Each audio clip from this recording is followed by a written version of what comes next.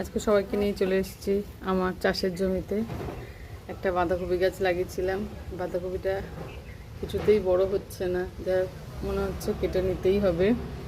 আর এই একটা লঙ্কা গাছ হয়েছে, লঙ্কা গাছে লঙ্কা হয়েছে, ওদিকেও হয়েছে, বড় বড় লঙ্কা আছে। তারপর চলে আসছি সেকেন্ড জমিতে, দুটো বড় বড় বেগুন গাছ আছে, কিন্তু গাছগুলো বড় হয়েছে, কোনো বেগুনের দেখা নেই। জানি না কবে বেগুন হবে, শুধু গাছগুলোই বড় হয়েছে। আর তারপরে আসছে আমার তৃতীয় জমিতে, তৃতীয় জমির লঙ্কা গাছে। গাছটার অবস্থা খুব একটা ভালো না, যাই হোক কটা লঙ্কা হয়েছে।